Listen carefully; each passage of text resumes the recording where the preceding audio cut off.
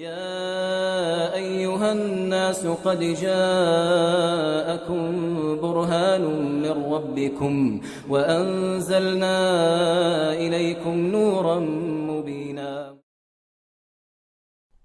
Assalamu alaikum. Bismillahir Rahmanir Rahim. Au nom d'Allah, le tout miséricordieux, le très miséricordieux. Bismillah, donc, c'est le fait de commencer la lecture au nom d'Allah. Donc, tout est fait pour Allah et grâce à lui, et non pas grâce à notre propre force. Ar-Rahman Ar-Rahim, c'est celui qui veut le bien à ses créatures, qui fait le bien malgré le fait qu'on ne le mérite pas et qui ne nous châtie pas malgré le fait qu'on le mérite. Ensuite, Ar-Rahman, traduit par le tout miséricordieux, c'est celui qui accorde miséricorde à toute la création. Sa miséricorde englobe toute chose. Ar-Rahim, c'est celui qui accorde une miséricorde supplémentaire aux croyants, le très miséricordieux. Alhamdulillahi Rabbil Alamin. Louange à Allah, Seigneur de l'univers. Alhamd, c'est le fait de faire des éloges à une personne tout en aimant cette personne-là. Et Allah, il est loué pour ce qu'il est et pour ce qu'il fait. Pour ce qu'il est parce qu'il est parfait et que ses noms et ses attributs sont parfaits. Et pour ce qu'il fait, pour tous les bienfaits qu'il accorde à ses créatures. Le nom Allah, c'est celui qui est adoré et qui seul mérite d'être adoré.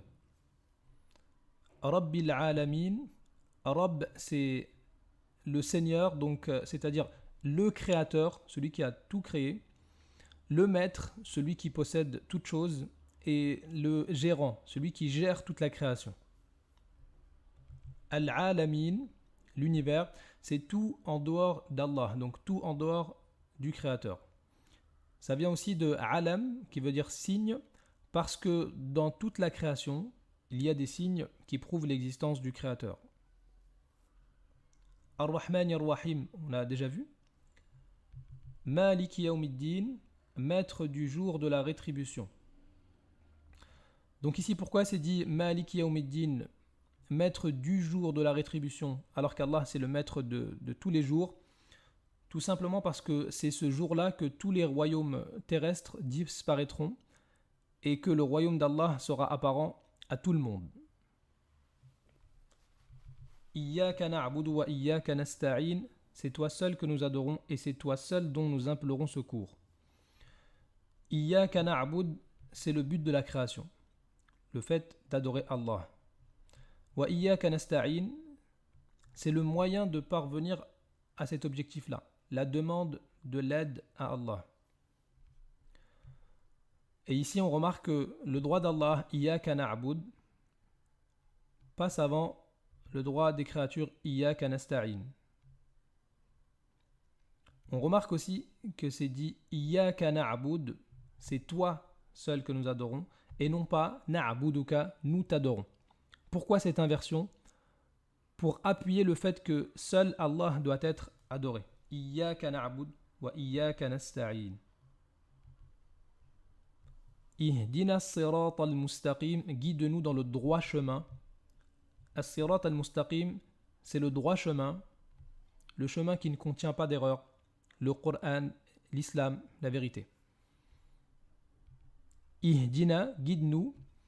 On demande qu'Allah nous guide, qu'il nous montre le droit chemin, donc la guidée de la science, et qu'il fasse qu'on emprunte ce droit chemin, la guidée des bonnes œuvres. Sirat alladhina an'amta alayhim, le chemin de ceux que tu as comblés de faveur, donc c'est-à-dire des pieux, les prophètes, les véridiques, les martyrs, les bienfaisants. Et tout cela ont été guidés par le bienfait d'Allah. Ghayril maghdubi alayhim, non pas de ceux qui ont encouru la colère, ce sont ceux qui ont connu le chemin mais ne l'ont pas emprunté, qui ont eu la science mais pas les œuvres. Wala ddallin, c'est ceux qui ont emprunté un chemin, mais qui n'est pas le bon. Ceux qui ont œuvré sans science.